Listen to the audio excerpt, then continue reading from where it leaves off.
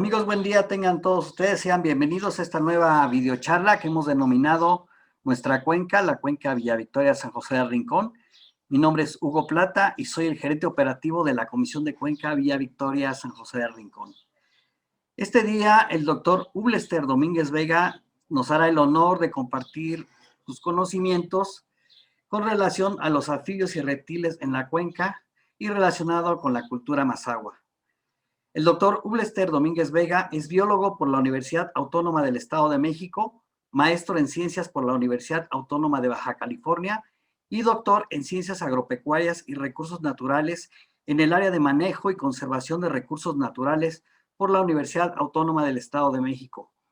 Realizó 2 estancias de investigación postdoctoral en el Centro de Investigaciones Biológicas de la Universidad Autónoma del Estado de Hidalgo. Cuenta con experiencia docente a nivel medio superior, superior y posgrado, consultoría en el sector privado y público, en la elaboración y validación de reactivos Ceneval y revisión de artículos científicos y capítulos de libros para revistas JCR y editoriales de prestigio. Actualmente el doctor Ublester es miembro del Sistema Nacional de Investigadores Nivel 1 y cuenta con el reconocimiento a perfil deseable del Programa para el Desarrollo Profesional Docente PRODEP. Es docente en la Licenciatura de Desarrollo Sustentable y la Maestría en Gestión de la Innovación Rural Sustentable de la División de Desarrollo Sustentable de la Universidad Intercultural del Estado de México. Es miembro del Cuerpo Académico de Investigación de los Agroecosistemas y Recursos Naturales para la Innovación Sustentable.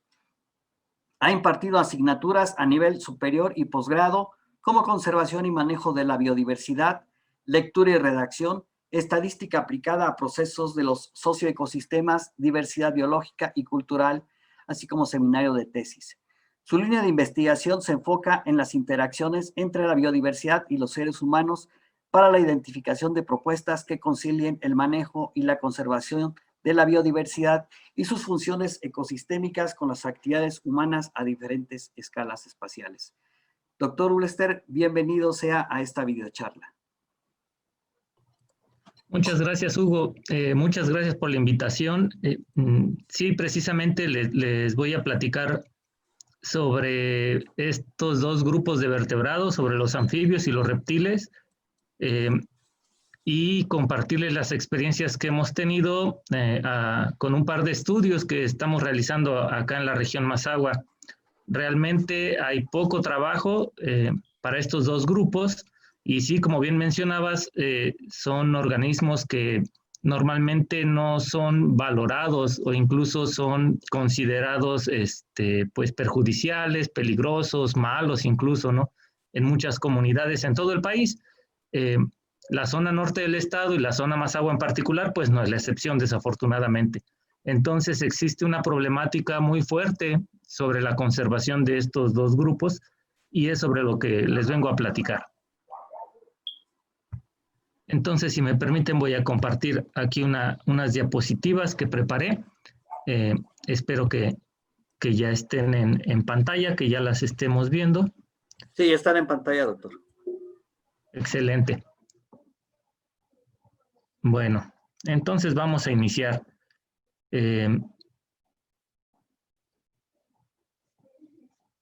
Permítanme cambiar el puntero. Listo. Bueno, entonces, sí, el título de la charla que les traigo el día de hoy es Anfibios y reptiles en la zona Mazahua. Yo soy profesor investigador en la Universidad Intercultural del Estado de México y soy miembro de un cuerpo académico formado principalmente por profesores de la División de Desarrollo Sustentable. Entonces, pues vamos a empezar con esta charla, ¿no?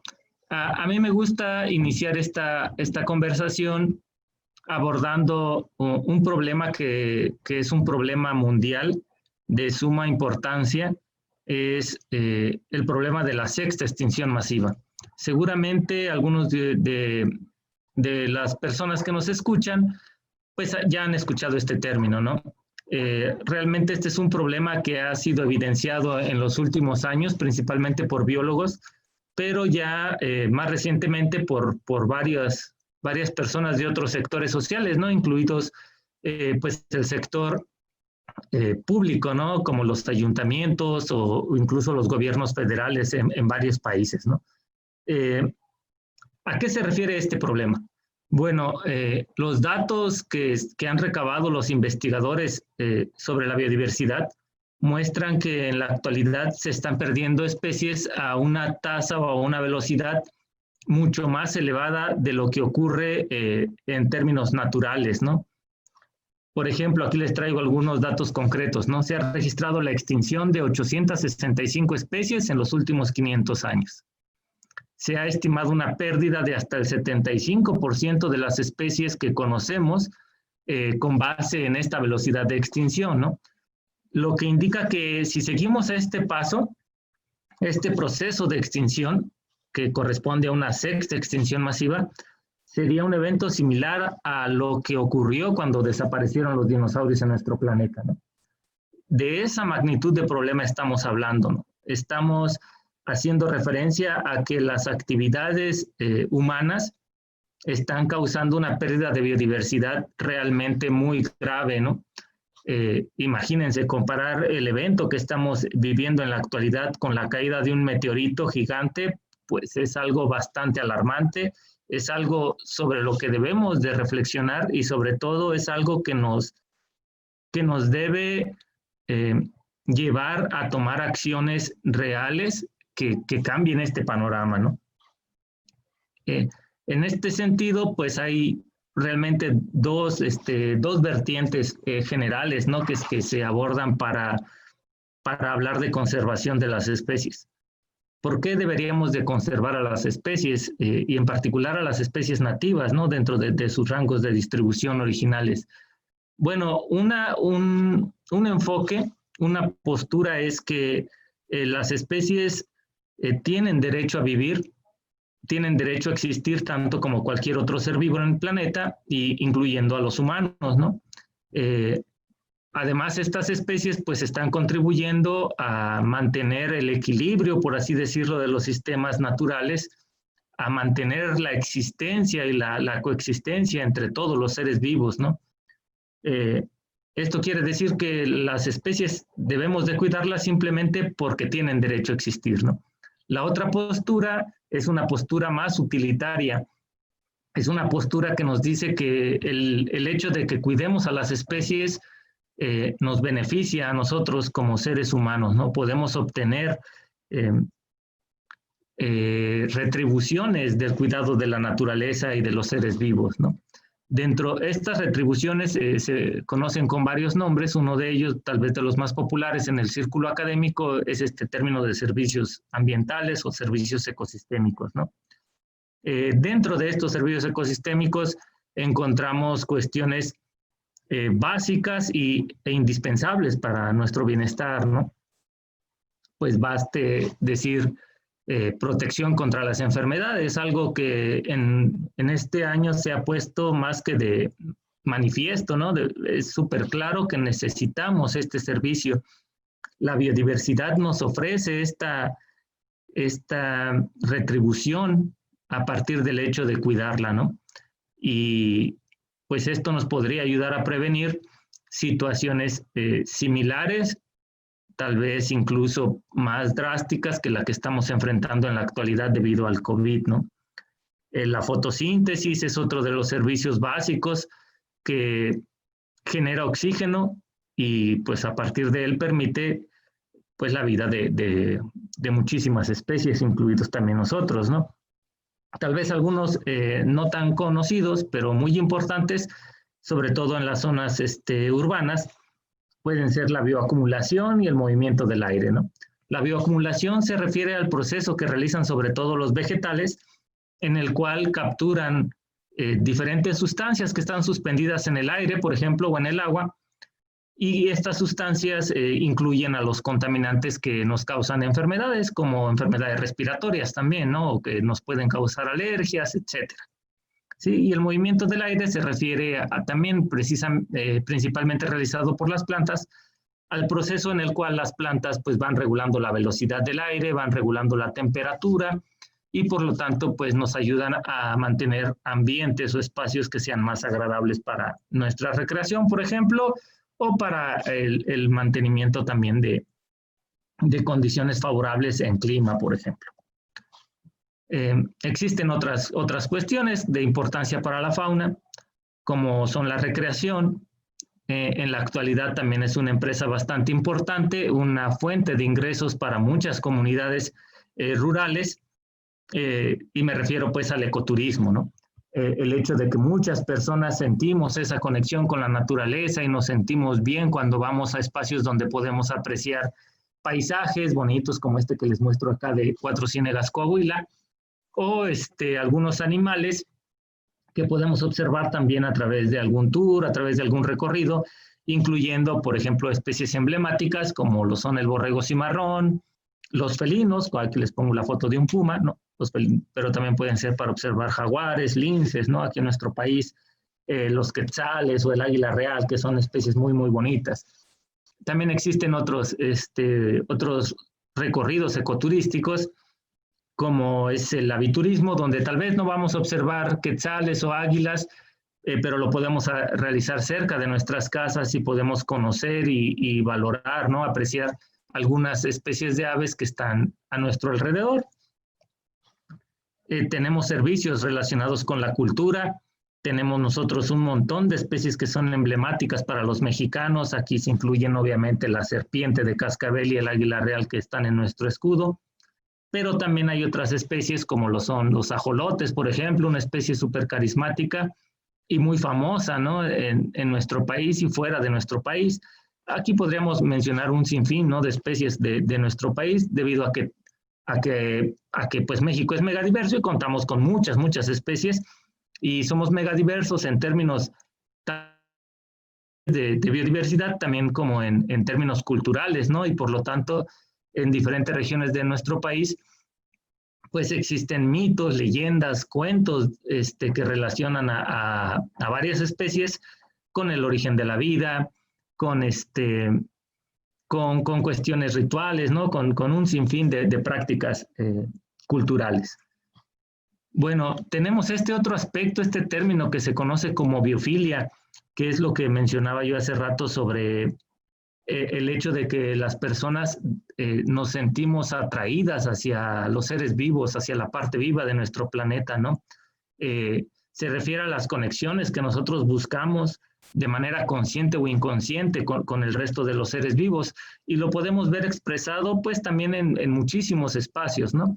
En las zonas urbanas, por ejemplo, pues a través de los murales, y si ustedes han puesto atención sobre los dibujos, sobre los murales que están en las ciudades, pues van a darse cuenta de que es muy común que encontremos escenas parecidas a estas que yo les pongo aquí, ¿no? Siempre a las personas tratando de relacionarse con algún animal, con las plantas, con el agua, ¿no? Con el aire, y a esto se refiere la biofilia. Incluso si reflexionamos un poco sobre los espacios en los que trabajamos, pues es muy probable que también en nuestra oficina, en el hospital, si ponemos atención en todos los espacios, ¿no? Los restaurantes, el café, a cualquier lugar donde vamos a encontrar de repente algunos elementos que tratan de conectarnos con la naturaleza, ¿no? Les decía, por ejemplo, en las oficinas, tal vez una planta pequeña a un lado del escritorio, un póster, un desodorante, algo que nos haga sentirnos en contacto con el ambiente vivo que nos rodea, ¿no? Sin embargo, a pesar de que existen todos estos argumentos que nos muestran la importancia de la biodiversidad para los seres humanos, parece que vamos en sentido contrario como sociedad, ¿no? Y estoy hablando como sociedad en términos globales, todo el planeta. Existen varios factores que están amenazando, que están degradando el sistema natural y que ponen en jaque a las especies en su medio natural, ¿no? Entre estos factores tenemos en primer lugar el cambio de uso de suelo. Esto pues se refiere precisamente al proceso en el cual las personas modifican el ambiente natural, quitan la vegetación nativa o quitan pues el lago o cualquier elemento natural que se encontraba de manera pues de manera natural en un espacio y lo sustituyen por otra actividad, ¿no? Por ejemplo, deforestar para poner campos de cultivo o para establecer zonas de ganadería, etcétera, ¿no? Este cambio de uso de suelo lo que hace es que se pierde, ocasiona una pérdida de hábitat para las especies, o también ocasiona fragmentación de los ambientes naturales, y esto lleva, bueno, repercute en la disponibilidad, por ejemplo, de sitios de refugio, en la disponibilidad de alimento, en la disponibilidad de sitios para la anidación de las especies que son ovíparas, ¿no? Y en última instancia esto empieza a ocasionar una disminución en las poblaciones de las especies silvestres, y pues en los casos más graves ocasiona extirpaciones o extinciones locales, y ya en los casos mucho más severos, pues ya la extinción de la especie como tal, ¿no? Otro factor muy importante es la sobreexplotación. La sobreexplotación de las especies incluye el comercio ilegal, que es el que se realiza sobre especies, por ejemplo, que de repente son carismáticas o son atractivas para las personas, y entonces se extraen de su medio natural y se venden como mascotas, o se venden para cualquier otro uso, ¿no? Que puede ser comestible, o que puede ser medicinal o ritual, o cualquier otro, ¿no? Tenemos también la caza aversiva, que este es un fenómeno que se realiza sobre las especies que nosotros consideramos una amenaza directa o indirecta para las personas, ¿no? Y entonces, pues aquí quedaría incluido perfectamente el caso de varias especies de reptiles, donde pues las personas las perciben o las consideran animales peligrosos, y en cuanto las ven, pues son atacadas, ¿no? Con el machete, con el asadón, con una vara, con una piedra, con lo que las personas lleven a mano, ¿no? Simplemente porque las consideramos una amenaza, como les decía. Y esto puede ser una amenaza real, como pudieran ser las serpientes venenosas, que son, valga decirlo, son pocas especies en comparación con todas las que tenemos en el país, ¿no? Pero también lo más común es que se haga sobre especies que se consideran peligrosas cuando realmente no lo son. Y aquí se incluyen un montonal de especies de serpientes, y también algunas lagartijas, que vamos a comentar un poquito más adelante, ¿no? También en la sobreexplotación se incluye el uso irracional, que es el que hacemos cuando nosotros extraemos del medio ambiente más de lo que el medio ambiente puede generar, ¿no? O vamos extrayendo las cosas a una velocidad más elevada a la cual se repone, ¿no? Por ejemplo, extraemos individuos de lagartijas, extraemos mamíferos, ¿no? Pero lo hacemos más rápido de la velocidad a la cual ellos se pueden reproducir. Sí. Un tercer factor súper importante es la introducción de especies, o lo que se conoce como especies invasoras, ya que estas pues, pueden llevar nuevas enfermedades, pueden ocasionar o convertirse en plagas en algunos espacios, y también pueden ocasionar el desplazamiento de las especies nativas, ¿no? Y entonces empiezan a sustituirse las especies nativas por otras, que serían las especies invasoras, ¿no? Esto, pues, a la larga también ocasiona varios problemas en el funcionamiento o en la estabilidad de los ecosistemas. La sobreexplotación es pues el caso particular que quisiera abordar con ustedes en esta plática, porque es la causa directa más importante de la desaparición de muchas especies, ¿no? Y en particular para los reptiles es la segunda, anfibios y reptiles es la segunda causa de amenaza a nivel global, ¿no? Y esto incluye, como decíamos, pues los tres factores anteriores, ¿no? La caza aversiva entre ellas, que como vamos a ver más adelante, pues es uno de los factores más importantes de amenaza en la zona Mazahua y en la región norte del Estado de México. Sí, esta cacería aversiva, les decía, se realiza sobre muchas especies. Algunos de los ejemplos más comunes serían los grandes mamíferos, ¿no? Como los coyotes, los lobos o los pumas, ¿no? Los jaguares, los felinos en general, ¿no? Estos animales, pues, cuando están en un ambiente en el cual se han empezado a perder sus presas por la cacería también de sus presas, por la deforestación, por varios factores como los que ya mencionábamos adelante, pues normalmente empiezan a atacar al ganado de las personas, ¿no? En algunas otras ocasiones también la población de sus presas puede estar relativamente bien, pero pues tienen acceso, por ejemplo, a los borregos, a los chivos, a las vacas, ¿no? Y entonces los animales pues empiezan a depredar al ganado, ¿no? Esto sería un ejemplo de amenaza indirecta, es una amenaza hacia los bienes de las personas, y para evitarla, la reacción común o una de las reacciones comunes es la cacería. Entonces, pues las personas se organizan y empiezan a matar a estos organismos, ¿no? Pero también se realiza no solo sobre especies grandes o sobre especies carismáticas, ¿no? Como son los felinos y los lobos o los coyotes.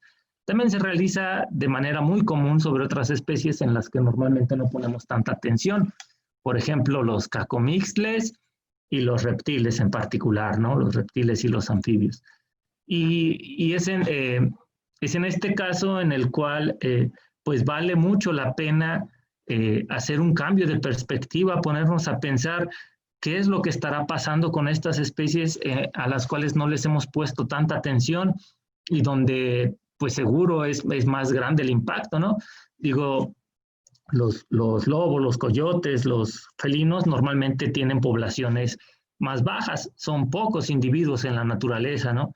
Y cuando se hace cacería de uno de estos animales, pues jala mucha atención. Eso para nada está mal, es importante que hagamos conciencia y que quitemos, que cambiemos, que erradiquemos esta práctica, ¿no? En nuestro país, ¿no? Pero parece que cuando alguien mata un cincuate, como el que les muestro acá, o una víbora de cascabel, pues pareciera que no pasa, no fuera tan grave, ¿no? Pareciera que como hay más cincuates o más víboras de cascabel, bueno, entonces la práctica sería aceptable o sería menos perjudicial.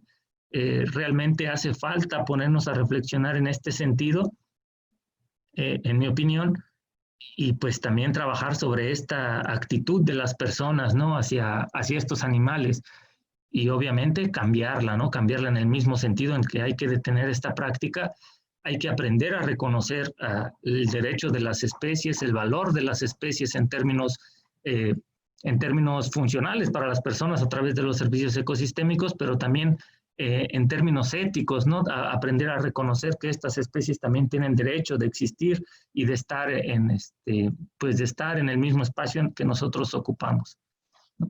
Los reptiles y los anfibios están incluidos en muchísimos mitos, en muchísimos cuentos de nuestra cultura. Desafortunadamente, en muchos de ellos son vistos como los malos, ¿no? Los malos del cuento. Especies que pueden ser muy agresivas, que pueden perseguir a los niños o a los adultos, ¿no? Para atacarlos, para morderlos, para envenenarlos, ¿no?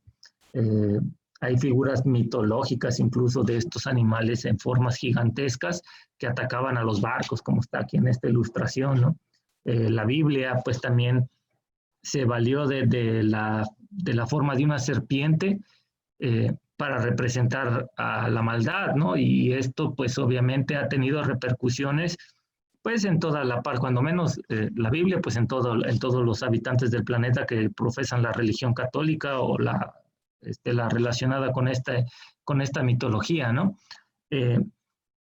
Entonces, pues es la fecha después de algunos miles de años en que seguimos considerando, seguimos relacionando a las serpientes con el mal, ¿no? Las personas que coinciden con esta religión.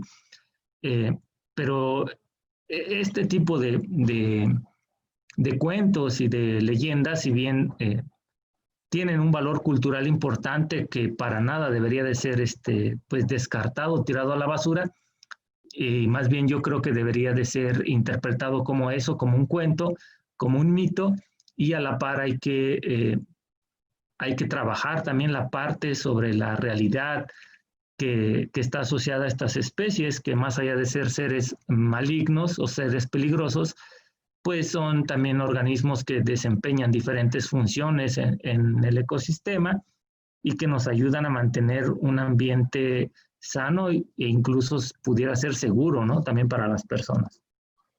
¿Sí? Bueno, entrando en la parte de la experiencia que nosotros hemos tenido en la región Mazahua, pues les platico algo de lo que hemos trabajado, ¿no? Aquí les muestro de fondo la imagen de la región Mazahua ubicada en el Estado de México. En esta zona nosotros pues nos dimos a la tarea de ir a las comunidades para saber qué tanto las personas conocen a los anfibios y reptiles con los cuales comparten su espacio, ¿no? Y qué tan ligadas están estas especies a cuestiones culturales, ¿no? Para tratar de inferir así qué tan alta es la frecuencia de encuentros con estos animales, qué pasa cuando las personas se encuentran con estos animales, ¿no? Y aquí en particular trabajamos pues ver la identificación o la cuantificación de los eventos de cacería aversiva, pero también reconocer que pues, algunas especies no son consideradas así. Queremos saber cuáles especies no son consideradas peligrosas y qué tan abundantes son, ¿no? Para darnos una idea de pues, el grado de conservación, aunque sea de manera indirecta, de estos dos grupos, los anfibios y los reptiles en la zona Mazahua. Entonces, para eso nosotros primero identificamos cuántos habitantes hay en la región Mazahua, cuántos de ellos se identifican como mazahuas porque hablan o porque entienden o porque se consideran parte de este grupo originario de nuestro país y dónde están ubicados la mayor parte de estas personas, ¿no? Entonces identificamos varias localidades donde se concentraba la mayor parte de los hablantes mazahua y fuimos ahí a aplicar entrevistas, ¿no? Nosotros aplicamos 500 entrevistas en estas localidades. Realmente no era necesario aplicar tantas, lo que queríamos ver realmente era si encontrábamos diferencias, ¿no? Al ir incrementando mucho el número de entrevistados, pues a ver si las personas nos empezaban a decir cosas diferentes o si ya todas mantenían respuestas similares a nuestras preguntas, ¿no? Que repito, estaban dirigidas a identificar qué especies reconocen las personas, qué tan seguido las ven y si las matan, qué tan seguido las matan, ¿no? Entonces encontramos que una persona promedio reconoce entre 4 y 8 especies de las que se encuentran en la zona, ¿no? Nosotros revisamos la literatura científica para saber cuántas especies de anfibios y reptiles están registrados en la zona Mazahua y encontramos que hay 48 especies registradas, ¿no? A través de diferentes estudios. Las personas, nuestros 500 entrevistados, reconocieron en total 32 de estas 48 especies, pero una persona en promedio solo reconoce entre 4 y 8 especies, ¿no? Este es el primer resultado importante desde nuestro punto de vista, ¿no? Esto nos dice que realmente las personas están identificando un número bastante bajo de las especies con las cuales están conviviendo, ¿no? ¿Cuáles especies serían estas? Pues seguramente las más comunes en las diferentes localidades que visitamos, ¿no? Pero existen varias especies que las personas ya no están viendo, ¿no? Cabe mencionar aquí que nosotros entrevistamos a personas que tuvieran actividades principalmente en el campo, es decir, a las personas que tuvieran más probabilidades de encontrarse con estos organismos, ¿no? Y esto pues todavía hace más relevante este resultado que les comentaba, ¿no? Incluso las personas que pasan más tiempo en la naturaleza, sembrando, colectando hongos, haciendo cualquier actividad en los espacios naturales, pues incluso ellas ven pocas especies o alcanzan a reconocer pocas especies de anfibios y reptiles. Y esto obviamente nos indica que hace falta pues un programa de educación ambiental sólido en esta región, ¿no? Para poder abordar esta problemática y para que las personas identifiquen toda la riqueza de especies que tienen en su ambiente y entonces podamos empezar a trabajar la valoración de estas especies, ¿no? Otra cosa también bien importante que hay que tomar en cuenta es que no hay muchos estudios similares en nuestro país y pues prácticamente en ninguna otra región, ¿no? Y esto nos podría indicar que tal vez este fenómeno que estamos observando acá pues se puede estar repitiendo en muchas otras partes, ¿no? Y esto pues sería algo, pues en primer lugar, bastante grave que hay que entender y también si lo pensamos bien, pues es algo triste, ¿no? El hecho de que vivamos en un país que tiene tanta biodiversidad y que sin embargo conozcamos tan poco, ¿no? Sí, otro de los resultados importantes, muy bonito desde mi punto de vista, es que afortunadamente las personas todavía conservan el nombre originario de varias especies, ¿no? Cuando menos de 24 especies de las 32 que identificaron, ¿no? Entre todos nuestros entrevistados. Sí, esto nosotros preguntamos solo sobre el nombre originario en cuanto a conocimiento tradicional para darnos una idea, ¿no? El hecho de que se conserve el nombre en lengua originaria, pues nos puede estar sugiriendo que también hay otros conocimientos asociados a la cultura mazahua que todavía pueden estar pues en manejo, ¿no? Todavía pueden estar en uso, todavía están en la mente de las personas que viven en esta región en la actualidad y lo mismo, ¿no? Probablemente hay otras regiones de los pueblos originarios que todavía tienen conocimientos tradicionales asociados a la biodiversidad.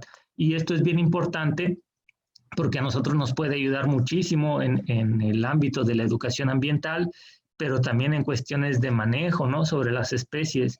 El conocimiento tradicional, además del nombre, nos puede decir dónde se encuentran estas especies, cuándo se reproducen, si son útiles como alimentos, si son útiles como medicina y cómo se deberían de utilizar, ¿no? Incluso nos podrían dar pistas sobre qué tenemos que hacer para protegerlas y para salvarlas, ¿no? Aquí incluí en esta diapositiva algunos de los nombres en lengua originaria para las especies que estuvimos identificando. Yo realmente no soy hablante de la lengua mazahua, llevo relativamente poco tiempo trabajando en la Universidad Intercultural, apenas voy a cumplir 3 años, estoy tomando ya mis clases de lengua originaria, entonces no sé pronunciar de manera correcta los nombres, pero lo voy a intentar y espero no cometer errores demasiado graves, ¿no? Por si hay alguien que nos escuche y que sí sea hablante de lengua mazahua, pues una disculpa anticipada, ¿no? Entonces, esta pequeña culebra es una culebra que vive normalmente bajo tierra, la podemos encontrar de manera relativamente común en las localidades que nosotros visitamos. En español, en castellano le llaman trompa de puerco. Es una culebra que se alimenta principalmente de hormigas, ¿no? Y de pequeños pues, artrópodos, insectos. En mazahua le llaman musha, ¿no? Tenemos el camaleón, aquí en la fotografía se me movió un poquito, pues solamente aparece la parte posterior del cuerpo, no alcanza a aparecer la cabeza, ¿no? Los camaleones no son considerados una especie peligrosa en la región mazahua, entonces esta es una especie también bastante común. Shitsi me parece que se pronuncia, ¿no? Tenemos también alicante, ¿no? Está también esta otra lagartija, que es bien importante, es una especie que está incluida en las normas de protección nacionales, San René, le llaman en mazahua, es una especie que se considera muy peligrosa, le llaman escorpión de manera común, se piensa que es venenosa, pero realmente es una especie inofensiva para las personas, ¿no? Desafortunadamente, esta especie es víctima muy frecuente de la cacería aversiva en la región mazahua. Tenemos también a las ranas y a los ajolotes tzucuabú. El tzucuabú, los ajolotes de la región mazahua, no son considerados una especie peligrosa, al contrario, son utilizados como alimento en muchos lugares. Desafortunadamente, este uso pues pudiera estar fuera de balance respecto a la reproducción o al tamaño poblacional de estas especies. Aquí es necesario hacer estudios para determinar si el aprovechamiento que se está haciendo de los ajolotes pues constituye una amenaza para la especie, ¿no? En este sentido también tenemos algunos estudiantes que ya están trabajando con esta especie. Estamos trabajando en la implementación de una UMA, que es un espacio para la reproducción de estos ajolotes, con fines de educación ambiental y de conservación. Esta UMA esperamos que poder concretar su establecimiento en la Universidad Intercultural en cuanto regresemos a actividades normales, ¿no? Y la intención es precisamente aportar también al estudio y a la conservación de estos organismos que también son muy importantes, ¿no? Estos serían como los resultados generales también respecto a la percepción de los anfibios y los reptiles en la zona de estudio. Aquí lo que graficamos es el número de especies que se encontraron en los diferentes espacios, en los diferentes pues, paisajes que tenemos en la zona mazahua, ¿no? son los principales: los bosques, los campos de cultivo, los pastizales, los cuerpos de agua y los asentamientos humanos, ¿no? O las casas. Y como podemos ver, pues donde las personas nos dicen que están observando menos especies, al parecer son los pastizales. Donde se observan más especies es en los bosques, ¿no? Aquí destaca bastante el hecho de que las personas también nos reportaron un número importante de especies en los asentamientos humanos. Esto pues nos está hablando de que, por un lado, hay especies que son tolerantes a las actividades humanas, hay especies de anfibios y reptiles que se pueden estar viendo beneficiadas de la actividad de las personas en las zonas urbanas, ¿no? Y por eso las podemos encontrar acá. Y por otro lado, pues que también tenemos un número importante de especies que al parecer son toleradas en el mismo espacio que las personas, ¿no? Y habría que trabajar tal vez para lograr lo mismo con las otras especies que son consideradas pues indeseables. Sí, este es otro caso. ¿Qué pasa cuando es otra parte de nuestros resultados? Perdón, ¿qué pasa cuando una persona se encuentra con estas especies, ¿no? Bueno, primero hay que destacar que lo más común es que las personas ignoren a los anfibios y los reptiles. Los observan y no hacen nada, ¿no? Dejan que ellos sigan su camino, las personas, y dejan que los animalitos también sigan su camino. Pero también es bien importante destacar que prácticamente todos los entrevistados admiten haber realizado cacería aversiva sobre alguna especie, sobre algunos individuos, ¿no?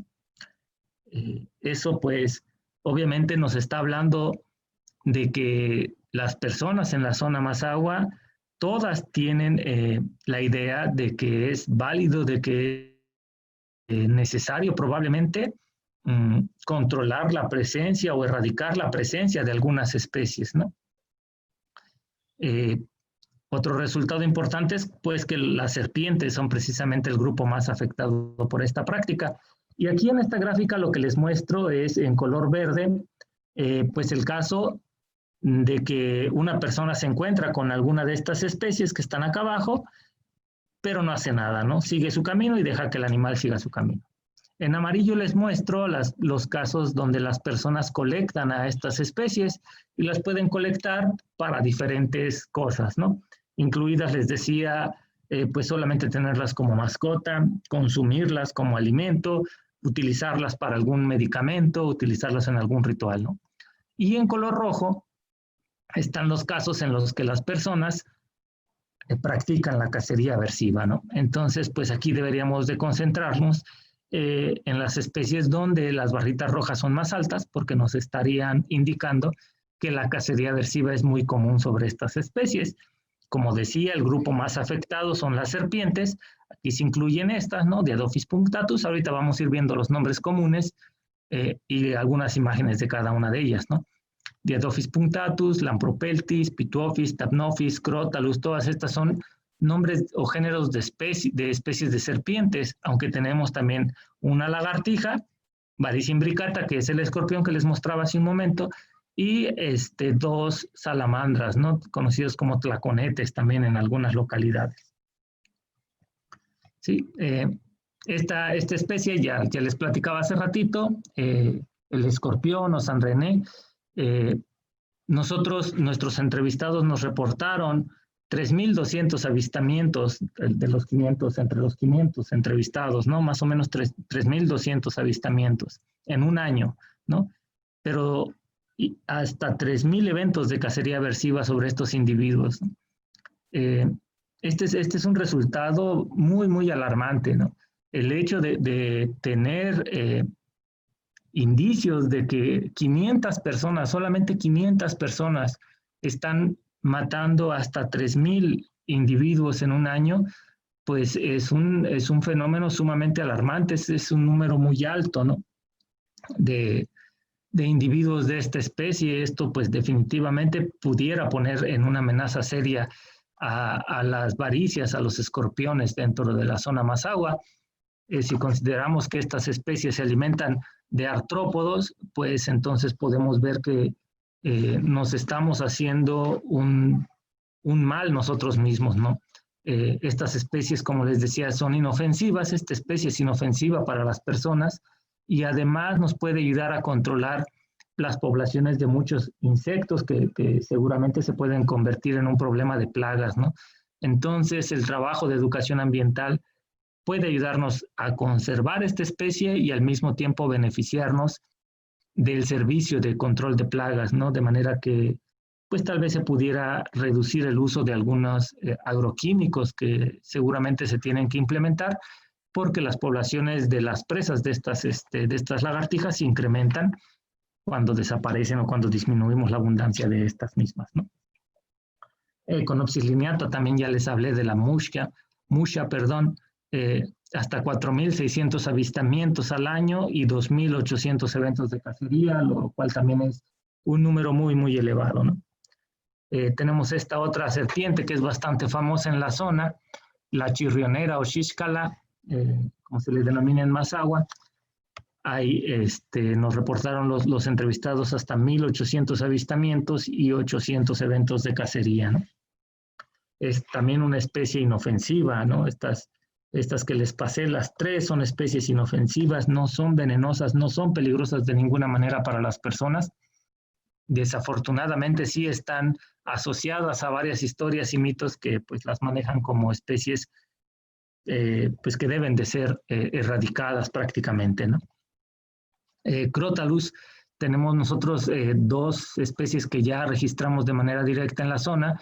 Crotalus aquilus, que es esta que les muestro de aquí de la fotografía, una fotografía que fue tomada en las faldas del cerro de Jocotitlán, ¿no? Cascabel o Quijmi posu, le llaman en Mazahua. También registramos, además de Crotalus aquilus, Crotalus triceriatus, que es pues bastante parecida a esta que tenemos acá. Los entrevistados nos reportaron hasta 650 avistamientos y 450 eventos de cacería, ¿no? Esta es una especie que es utilizada porque se cree que tiene propiedades medicinales, el consumo de su carne. Realmente en términos científicos pues no se ha demostrado que el consumo de carne de víbora de cascabel tenga algún beneficio a la salud, pero pues su veneno sí que lo tiene, ¿no? A partir del veneno de las víboras de cascabel se han desarrollado varios medicamentos que sí nos ayudan a mantener una buena salud o a recuperar la salud en las personas. Y pues además se sigue haciendo muchos estudios sobre los componentes del veneno de estas serpientes, de manera que son muy importantes también en la investigación científica. Esta es Diadophis punctatus, es una cascabel, una serpiente también inofensiva, se le llama coralillo en la región. Pueden ver, tienen estos colores en la parte ventral, en la panza de las serpientes, unos colores muy llamativos, pues que nos hace creer realmente que puede ser una especie peligrosa. Son colores un poco similares a las serpientes de coral, pero es otra familia de serpientes. Esas sí son venenosas, estas son, como les decía, son inofensivas para las personas. Sin embargo, las personas en la zona Mazahua piensan que es una especie muy peligrosa y también la cazan, ¿no? Ellos nos han reportado 74, nuestros entrevistados, 74 avistamientos de esta serpiente y todos los individuos fueron cazados de manera aversiva.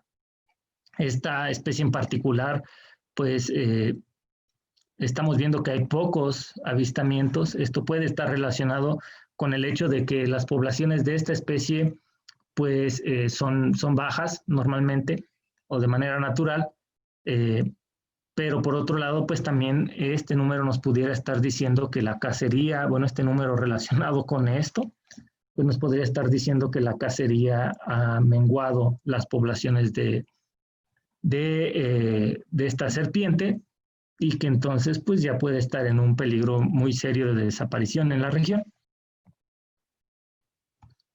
El camaleón, como les decía, es una especie que más bien es apreciada por los habitantes de la zona Mazahua. Es una especie de la cual se piensa que es buena. Incluso algunas personas la utilizan bajo la creencia de que les ayuda a curar una enfermedad que le llaman mal de aire. Estos animalitos, cuando se sienten amenazados, cuando una persona los atrapa o los empieza a manipular, tienen dos medios de defensa principalmente, ¿no? El primero es un medio de defensa en el cual las lagartijas, estas lagartijas, pues se inflan, ¿no? A manera de globo. Eso pues les da una apariencia pues de que se ven más grandes y pues también resalta un poco más estas estructuras que son escamas a modo de espinas, y entonces pues seguramente esto les ayuda a disuadir a algunos de sus depredadores, ¿no? En un caso más extremo, estos animalitos tienen la propiedad, tienen la característica de que pueden arrojar sangre por sus ojos, ¿no? Este es otro medio de defensa que utilizan principalmente cuando son atacados por los perros o por los coyotes. Los coyotes son depredadores naturales de estos organismos, ¿no? En vida libre. Y entonces utilizan la sangre para disuadir a los perros o a los coyotes principalmente. En algunas ocasiones también lo hacen cuando están siendo manipulados por las personas. Esto en el caso de que ya, al parecer, ya el animalito se siente muy amenazado, está muy estresado y entonces se dispara esta respuesta, esta conducta de defensa, ¿no? Hay otras especies que están en la zona que nosotros no alcanzamos a detectar. A esta lagartija le llaman lincer en algunos lugares.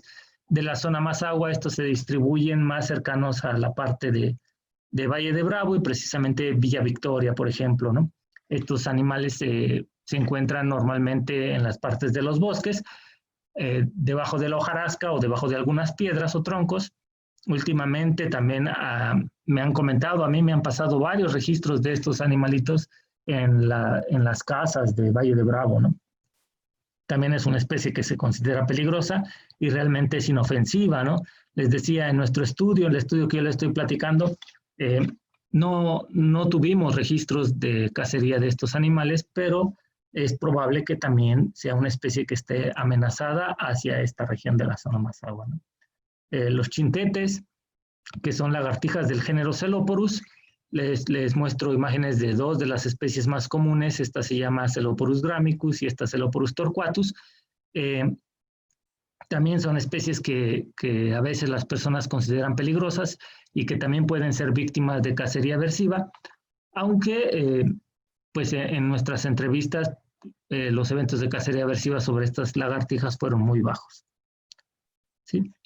Una pregunta bien importante que nosotros estamos tratando de abordar en la Universidad Intercultural es qué podemos hacer para disminuir esta problemática, ¿no?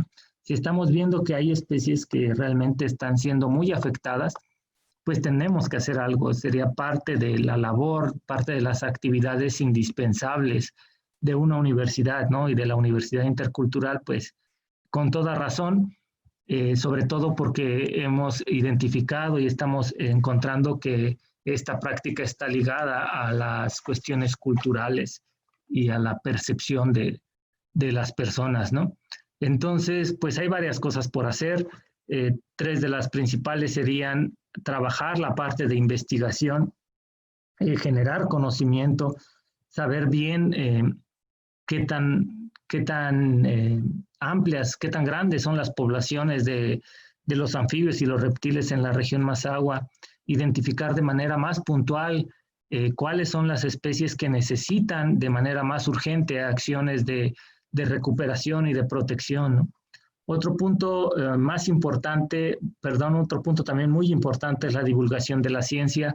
Esto se hace pues a través de charlas como esta que yo les estoy tratando de proporcionar aquí, ¿no? A través también de artículos de divulgación que pueden llegar a diferentes públicos, como pueden ser los niños, como pueden ser los jóvenes de secundaria, de preparatoria, de la universidad, ¿no? Como pueden ser otros profesionistas que tal vez no están en el área de ecología, de desarrollo sustentable o de conservación, pero que también pueden estar interesados en hacer algo para la conservación de la biodiversidad en general, ¿no?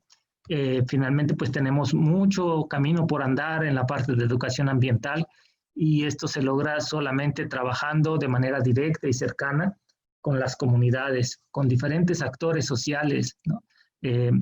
Con los jefes ejidales, con las asociaciones civiles, con las asociaciones gubernamentales o las dependencias gubernamentales, ¿no?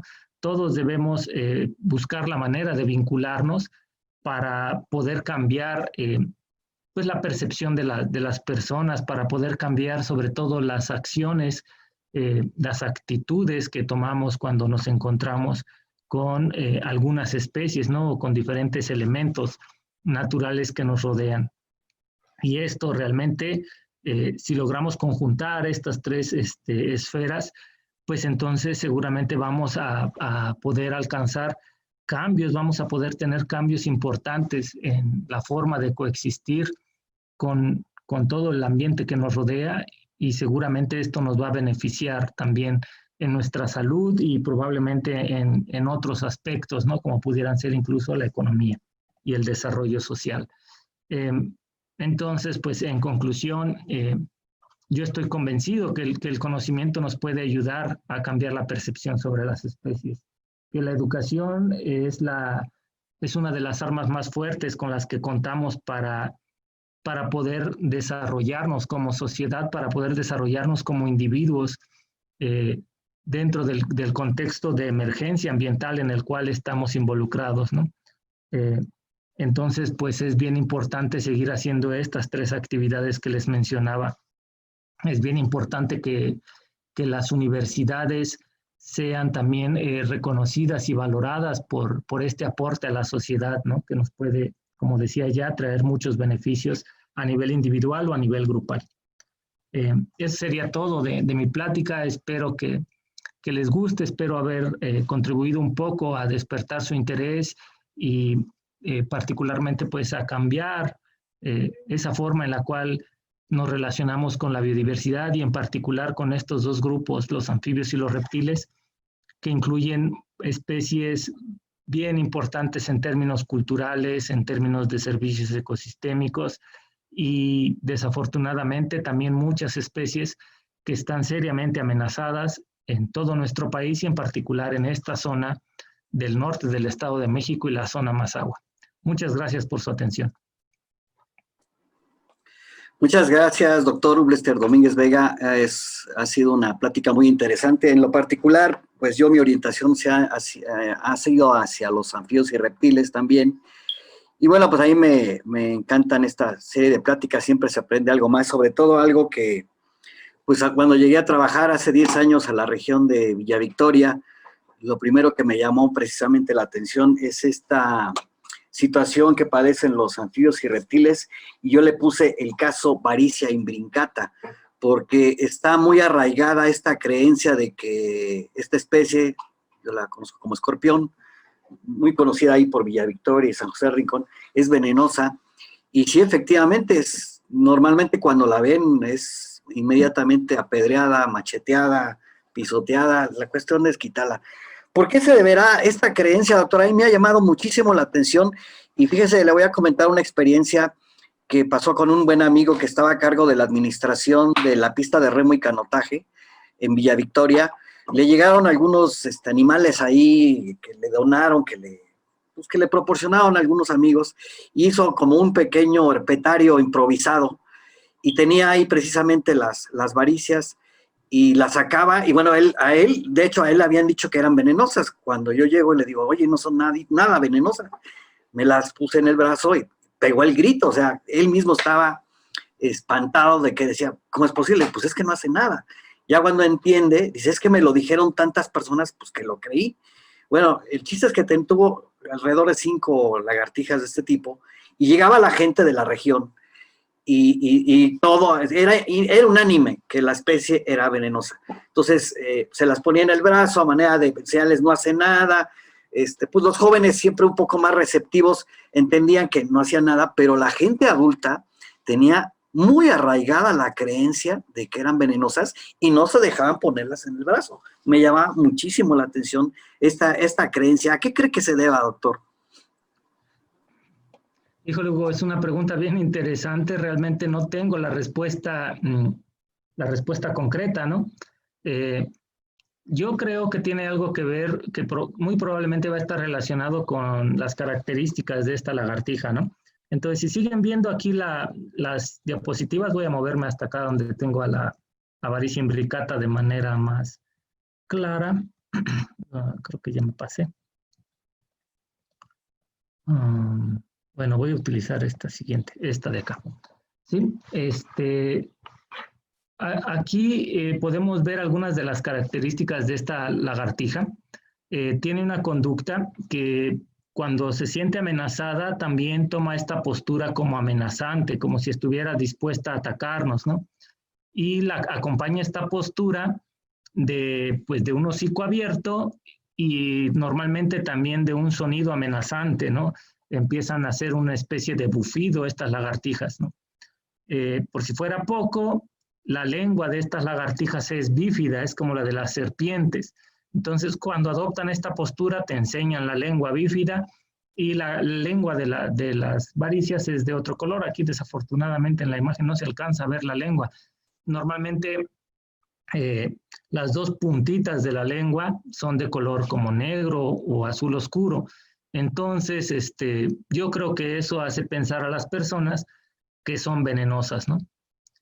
También si lo notamos, pues el hecho de que tengan patitas cortitas, a veces en una impresión rápida, pues pareciera que no tienen patas y eso pudiera hacer que las personas las confundan con serpientes también, ¿no? Entonces, yo creo que va por ahí la explicación, ¿no? Yo creo que tiene que ver con la conducta y la forma de estas lagartijas, el hecho de que las personas las consideren peligrosas. Y lo otro bien importante es eso que tú mencionabas. Ya son tantas personas las que nos dicen que estas lagartijas son venenosas, que uno acaba por creérselo, ¿no? Hasta puedes entrar en duda. Dices, bueno, ¿y qué tal si realmente es algo que no se sabe, ¿no? Que realmente sí son venenosas y todos estamos creyendo que no son venenosas. No, no. Es un hecho que no son venenosas. A mí me han mordido varios de estos individuos y varios, ¿no? Varias decenas. Cuando vamos a campo y de repente los colectábamos para tomar alguna medida, para sacar alguna fotografía o algo, pues a veces te alcanzan a morder un dedo, la mano, ¿no? No son peligrosas, ¿no? Debemos de ayudar a todas las personas a saber esto. Las varicias no son una amenaza para las personas y pues no hay necesidad de matarlas, ¿no? Sí, es correcta la precisión. Ahora, acaba de hacer mención que esta creencia de que Varicia imbricata es venenosa no es exclusiva de la región, es prácticamente donde se distribuye la población. Quiero comentarles que hace algún tiempo estuve administrando el Parque Estatal Sierra de Guadalupe y ahí también es muy, al norte de la Ciudad de México, la creencia también está muy arraigada y eso que dice el doctor de que hay que inclusive dejarse morder para que la gente vea que no es venenosa, pues yo lo tuve que hacer con los guardaparques de la Ciudad de México e increíblemente los guardaparques fueron a la casa de mis papás a ver si no había muerto, o sea, nada más para que vean la creencia tan arraigada que está dada. Entonces, sí es algo que a mí me ha llamado muchísimo la atención, pero esta creencia tan aferrada, sobre todo en la gente adulta, me llama muchísimo la atención porque uno le está demostrando con hechos que no es venenosa y aún así se resiste, ¿no? Entonces, por eso la pregunta. Y el otro caso es Conopsis, también es también a nivel general, normalmente es una viborita, una serpiente muy común debajo de las piedras, de las rocas, y que normalmente no es tanto el caso de Varicia, pero sí normalmente como es una culebra pequeña, la logran matar. Pero voy a hacer otra pregunta, doctor. Fíjese que, bueno, decía, ya tengo 10 años en la región y conozco a algunas gentes de origen Mazahua, o gente que ha trabajado con gente Mazahua, y me dicen que hay un conocimiento diferenciado entre las diferentes comunidades mazahuas, por ejemplo, las que se encuentran en San José del Rincón con las que se encuentran en Donato Guerra. ¿Pudieron ustedes, de hecho hay una diferenciación entre vestimenta inclusive, y no sé si ustedes encontraron estas diferencias de conocimiento de anfibios y reptiles entre comunidades mazahuas? Fíjate que nuestro estudio no nos da para poder hablar de manera tan fina, ¿no? sobre esas particularidades o esas diferencias en el nivel de conocimiento o en los diferentes aspectos de conocimiento, ¿no? entre las comunidades. Les decía, nosotros la intención fue capturar una imagen general del conocimiento tradicional para toda la zona Mazahua, y entonces por eso tuvimos que elegir varias comunidades, pero al hacer esto, pues también nos vimos obligados a disminuir el número de entrevistas en cada comunidad, ¿no? Para que pudiéramos tener este panorama general. Eso que mencionas es súper interesante. No me sorprendería que existiera esta diferenciación. Yo creo que incluso eso pudiera estar relacionado también con los cambios en la cobertura vegetal original, ¿no? Con el nivel de perturbación del ecosistema. Precisamente para allá, para Donato Guerra, Villa Victoria, San José del Rincón, Valle de Bravo, pues todavía tenemos remanentes importantes de bosques, ¿no? Y de ambientes relativamente bien conservados. Y hacia acá, hacia San Felipe del Progreso, Ixtlahuaca, pues todavía una parte del Oro.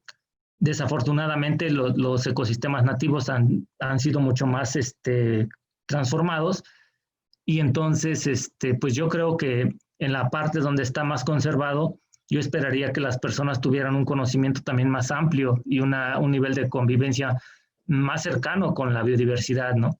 Y acá hacia donde está perturbado, pues desafortunadamente han quedado menos especies seguramente, o las poblaciones son más bajas, y esto es probable que también esté afectando en el nivel de conocimiento, ¿no? O en el conocimiento que se va perdiendo poco a poco.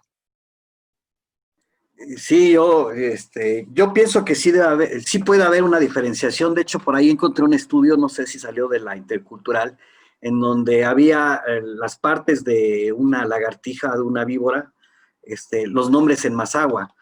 No sé si ha visto ese artículo.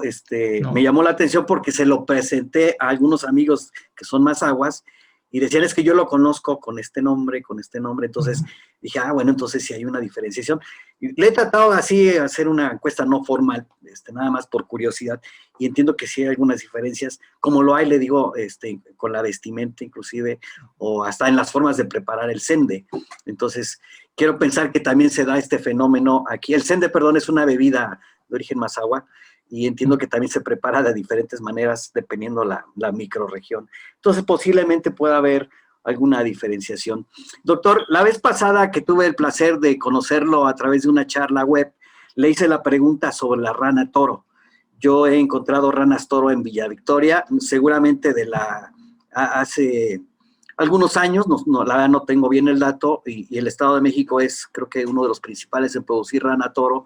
Se han hecho siembras en algunos estanques, y obviamente esta rana ha escapado y la he encontrado en lugares completamente inverosímiles, en pequeñas charquitas, inclusive la rana toro aparece por ahí. ¿Nos podría platicar un poco en cuanto a los efectos de introducir la rana toro en una región determinada? Sí, fíjate que también otra pregunta bien interesante, bien importante, ¿no? La rana toro es una de las especies de anfibios también más conocidas, yo creo que a nivel mundial, ¿no? Por ser una especie invasora. Esta rana, esta especie, pues tiene individuos, o incluye individuos de tallas grandes, y son pues utilizadas como alimento, ¿no? Para producir las ancas de rana. El problema es que estas ranas pueden alimentarse de muchas especies más, ¿no? Entonces, cuando son liberadas en un ambiente natural, donde no se encontraban antes, estas ranas empiezan a consumir pues todo lo que les quepa en la boca prácticamente, ¿no? Eso incluye artrópodos, como las libélulas, las larvas de las libélulas que son acuáticas, ¿no? Chinches de agua, que también son alimento para las personas, peces, otros anfibios, reptiles, ¿no? Incluso por ahí vi alguna foto de una rana toro alimentándose de un ave, ¿no? Para que se den la idea de todo lo que pueden llegar a consumir estos animales. Entonces, también además tienen una capacidad reproductiva bastante importante. Esto quiere decir que las poblaciones fuera de control pueden producir muchos individuos nuevos cada temporada de reproducción, y puede generar poblaciones muy grandes. Si consideramos entonces estos dos factores, pues nos podemos dar una idea de que la rana toro puede causar estragos en un humedal, ¿no? En un humedal puede extirpar a los anfibios nativos de ahí, y puede transformar a la comunidad, ¿no? Depredando algunas especies y dejando tal vez algunas otras. este es un problema que puede llegar a ser muy serio. Realmente yo no conozco de estudios acá tampoco de la región que estén analizando esa parte. Yo desconocía que hubiera poblaciones tan grandes acá en la zona norte del estado, que hubiera poblaciones grandes de rana toro. Pero también tenemos otro ejemplo, ¿no? Que son las carpas. Las carpas que son una especie que también es exótica, no es nativa de esta región y que se utilizan de manera muy común para la alimentación de las personas. Entonces, en muchos casos también, es justo decirlo, las personas construyen los bordos exclusivamente para el cultivo de carpas.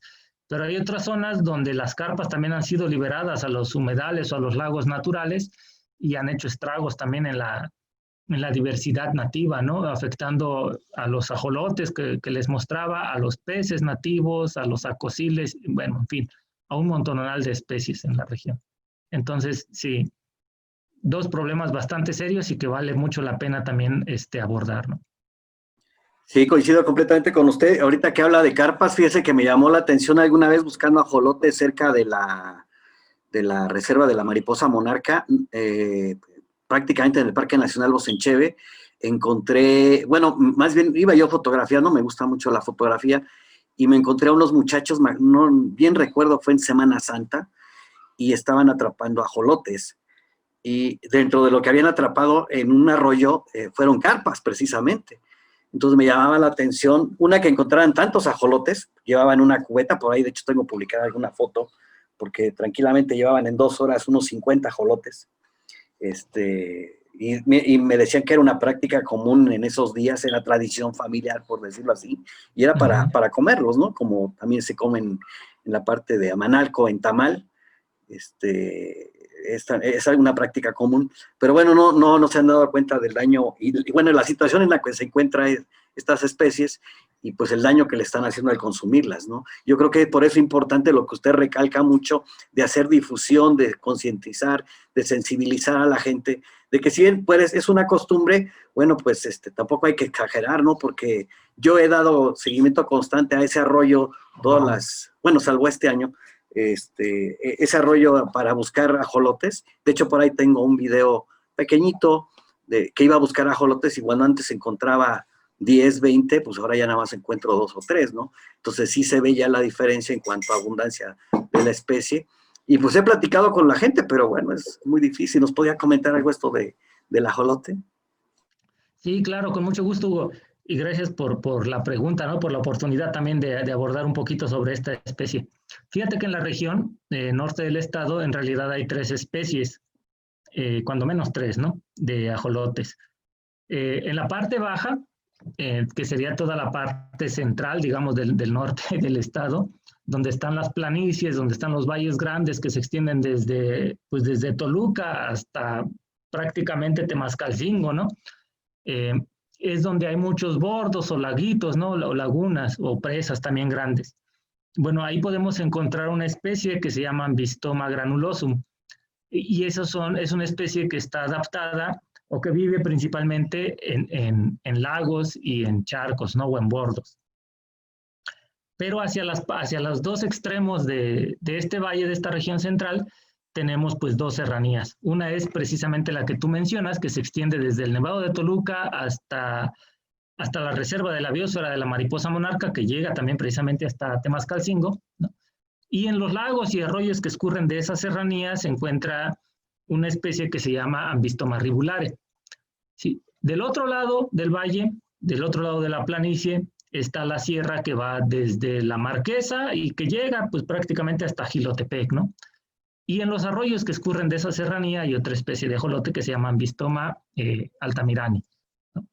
Entonces, estas especies, pues hay que reconocer primero que están adaptadas a ambientes diferentes, y esto pues va a hacer que también sean diferentes pues en su relación con el ambiente, ¿no?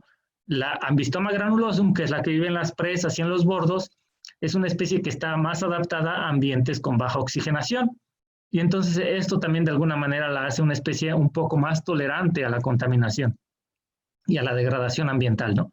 Esto en teoría, hay que mencionar que no hay estudios que nos digan cómo están las poblaciones realmente, ¿no? Menos en esta zona tan amplia, ¿sí? Las otras 2, las que están en los arroyos, pues están adaptadas a ambientes más limpios. y esto las haría también en teoría más susceptibles a las perturbaciones ambientales. Sí, ese sería el primer punto, ¿no? Al respecto les comentaba yo que, bueno, sería el primer punto a tomar en consideración para su conservación.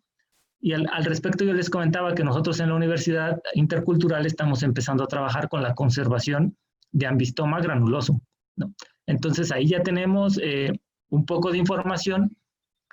También fuimos a muchos lagos a ver dónde estaban los ajolotes. La idea es primero saber cómo es el hábitat de los ajolotes, ¿no? En qué tipo de lagunas se encuentran Ambistoma granulosum.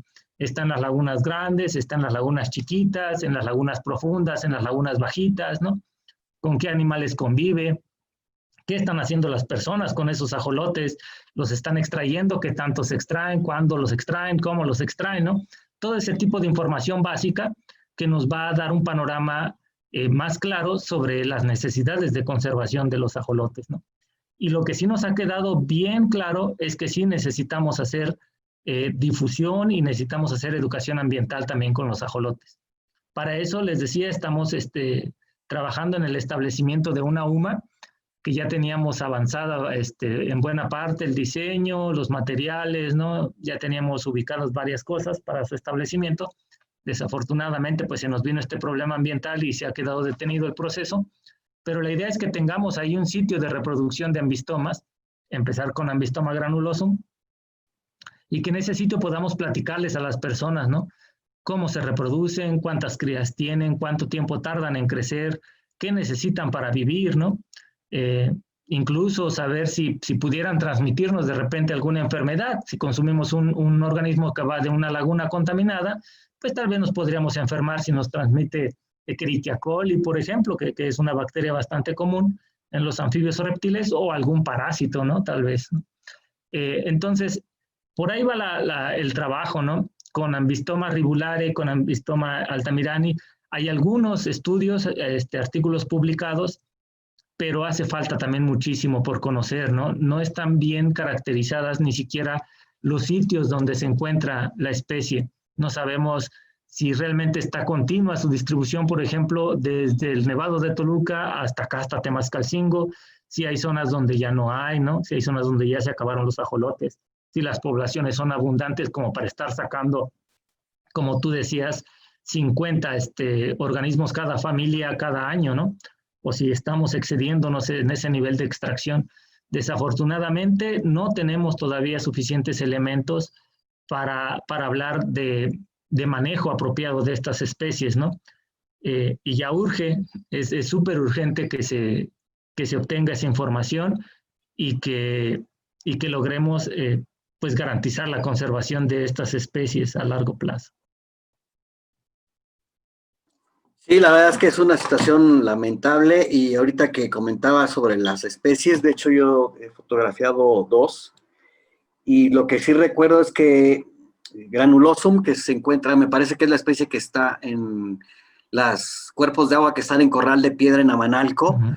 Por ahí leí un artículo que había una enfermedad, pareciera que era por un hongo, una bacteria sobre anfibios, y alguna vez que acompañé al gerente operativo de aquel entonces de la Comisión de Cuenca de Amanalco Valle de Bravo, encontramos al menos 10 ajolotes muertos sobre el cuerpo de agua, y lo que me llamaba la atención era la textura que tenía la piel, y lo relacioné con esta posible enfermedad que se daba, creo que era de bacterias, no sé bien, no recuerdo bien, pero bueno, pues me llamó mucho la atención que hubiera tanto animal muerto sobre la laguna, ¿no?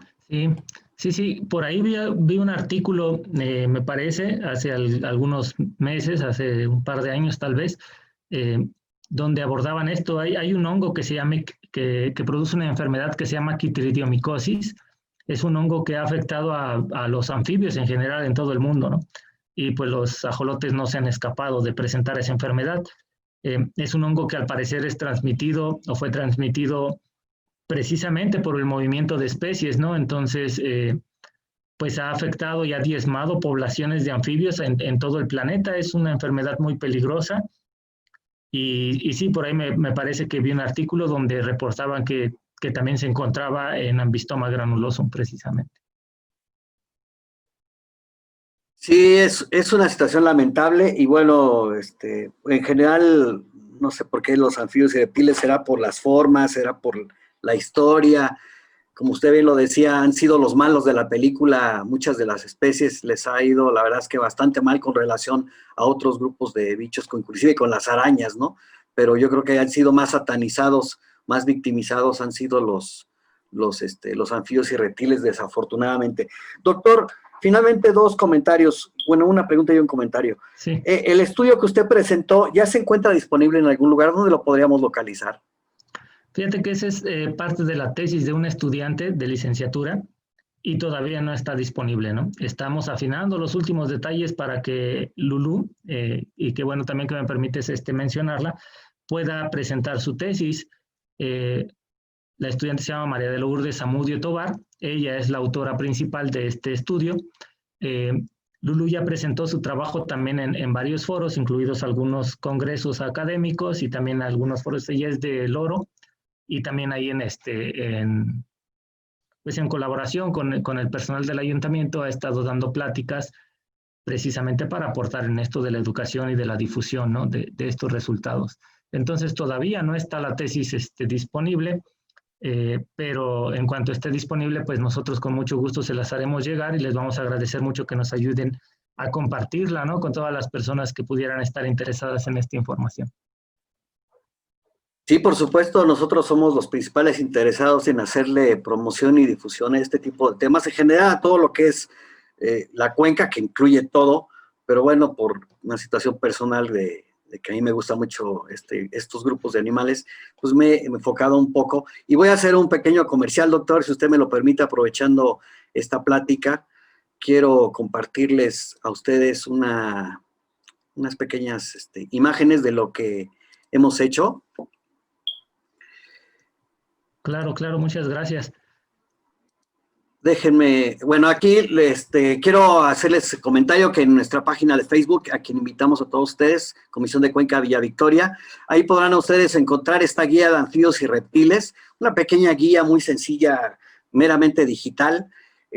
Mencionamos algunas partes de la cuenca, algunas situaciones, y tenemos esta pequeña guía ilustrada ahí, aprovechando fotos de naturalista, otras fotografías propias.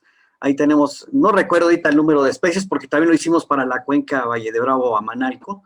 Ahí tendrán ustedes para los amigos de la cuenca Villa Victoria, San José del Rincón, que abarca principalmente los municipios de San José del Rincón, Villa Victoria y Villa de Allende, principalmente, pues las especies más comunes que pueden ustedes localizar, y con algunas simbología, que si es venenosa, si no es venenosa, pues prácticamente solo la víbora de cascabel, y ese sería una. Y la otra es que hicimos también póster digital, porque no tenemos nosotros recursos para hacer la publicación. Ustedes ahí también podrán encontrar este póster.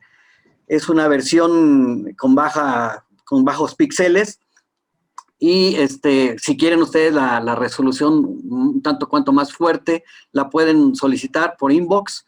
Nosotros con gusto les podemos entregar este archivo para que lo puedan imprimir, ¿no? Les recordamos siempre que las fotografías tienen derechos reservados, es por eso que también no hemos hecho la impresión como tal. En algunos lugares sí tenemos quiénes son los que hicieron las fotos. Y bueno, también hicimos un pequeño video ya hace algunos años sobre los anfibios y reptiles en la cuenca. Lo que está registrado, lo que hemos encontrado, es meramente descriptivo, es una pequeña aportación que hicimos. Visite nuestra página de la Comisión de Cuenca Villa Victoria San José del Rincón en YouTube. Y finalmente, algo que estábamos explorando era, pues, cómo poder llegar esta información a las personas, ¿no? Nos dábamos cuenta que no les gustaba leer, nos dábamos cuenta que no les gustaba a veces entretenerse mucho tiempo con este video que dura más o menos media hora, pero pues hablamos de la cuenca y hablamos de los animales que se pueden encontrar en la cuenca. Entonces hicimos un pequeño experimento que es que es un pequeño video que dura no más de 1 minuto, que se llama El Canto de las Ranas, y que son varias ranas cantando, simple y sencillamente varias ranas cantando. A mí en lo particular me arrullan mucho cuando estoy en campo, me da una seguridad porque sé que no hay nada, no está pasando nada, ¿no? Cuando una canta rana en el bosque, todo está tranquilo. Cuando se callan es que algo está pasando. Ese es para mí algo que me llama la atención.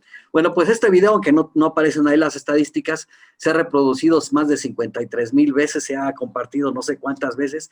Es algo que me ha llamado muchísimo la atención, porque un pequeño video de 1 minuto 15, logró más atención que las guías, que el póster y que el otro video. Entonces, pequeñas cosas pueden llegar a ser, yo creo que ser más, tener más punch, ser más atractivas. Y pues ahora estamos con este tipo de ejercicios de hacer pequeñitas cosas con alguna especie, inclusive jugando un poco hasta con el personaje que va a presentarlo. Estamos tratando de innovar para el año que entra, hacer poder llegar más el conocimiento, no solo de anfibios y reptiles, ni de aves, ni de mamíferos en general, de biodiversidad, sino de aspectos concretos en la cuenca. Creo que este ha sido el punto que nos ha llamado mucho la atención y lo pueden también encontrar este pequeño video ahí en la página de Facebook. Ese sería el pequeño comercial, doctor, aprovechando que usted nos hizo el favor de tocar este tema que, como insisto, a mí en particular me llama mucho la atención. Órale, qué padre, qué buen trabajo, felicidades realmente. Sí, tienes mucha razón, las guías son bien útiles, son necesarias, pero de repente pues parece que dirigidas a cierto público nada más, ¿no? Y esto del video está genial, lo voy a buscar ahorita terminando luego la plática para escucharlo. Muchas felicidades, qué buen trabajo, de verdad. Muchas gracias, doctor. Pues la verdad es que, como le decía, el tema me apasiona, para mí son unos bichos muy interesantes y hemos aprovechado el utilizar la biodiversidad para dar conocimiento sobre la importancia de una cuenca. La biodiversidad forma parte de la cuenca y son indicadores a fin de cuentas, aunque el principal indicador de una cuenca es el agua. Pues dentro del agua también hay muchos organismos, en este caso ajolotes, ranas, inclusive algunas serpientes, ovívoras, que también nos pueden ilustrar un poquito cómo está la situación actual de la cuenca. Y bueno, esa fue nuestra pequeña aportación. Y pues, doctor, queremos agradecerle en mucho su aportación. Para mí, en lo particular, es un tema muy interesante. Ha sido muy amigable sus pláticas. Por lo regular, las que he escuchado de usted son muy amigables, muy amenas, se entienden perfectamente. Y pues agradecerle y pedirle algunas últimas palabras o comentarios. Hugo, pues muchísimas gracias a ustedes. Yo te decía también, realmente yo valoro muchísimo que nos den la oportunidad de acercarnos a las personas a través de estos espacios, porque nuevamente considero que es bien importante estar haciendo este tipo de actividades que acercan la información a las personas en general, ¿no? A toda la comunidad, más allá de los foros académicos donde pues tal vez ya está ganada la pelea, ¿no? Donde ya no tienes que convencer a las personas que te escuchan de que es necesario hacer conservación. Creo que tenemos que involucrarnos con las personas que todavía pues hay que convencer, que todavía debemos de trabajar para cambiar la forma de pensar, la forma en la cual nos relacionamos con el medio ambiente. Y siguiendo pues la línea de la Universidad Intercultural, esto no se hace desde un punto de vista en el cual la visión académica o la visión científica debe estar por encima de la visión de las personas, ¿no? Nuestra intención no es esa, nuestra intención no es ser invasivos en la relación con las personas, ¿no? Nuestra intención es acercarnos, entrar realmente a las comunidades y construir junto con las personas una nueva forma de convivir y de coexistir con la naturaleza que sea benéfica para los seres vivos en general, pero también para las personas y para el desarrollo de nuestra sociedad. Entonces, nuevamente, muchísimas gracias por la invitación. Fue un gusto estar aquí y estar compartiendo esto. Yo espero que sirva para despertar el interés y la motivación de las personas que nos escuchen, ¿no? Muchas gracias, Hugo. Sí, estoy seguro que sí, doctor, ha logrado un objetivo y la verdad reconocer el trabajo que usted hace. Siempre será muy importante tocar temas de biodiversidad y a mí lo que me encanta mucho de las pláticas con ustedes que, insisto, son muy amenas, muy sencillas, se entiende perfectamente, ha tenido usted un gran tino por la experiencia que tiene en poder manejar temas tan complicados. Muchas gracias, doctor, y muchas gracias a ustedes por seguirnos en esta serie de videocharlas, nuestra cuenca, la cuenca Villa Victoria San José del Rincón. Visiten todas nuestras videocharlas, están en el canal de YouTube de la Comisión de Cuenca Villa Victoria y también los invitamos a que visiten la página de Facebook de la Comisión de Cuenca Villa Victoria. A todos ustedes muchas gracias y que tengan buen día.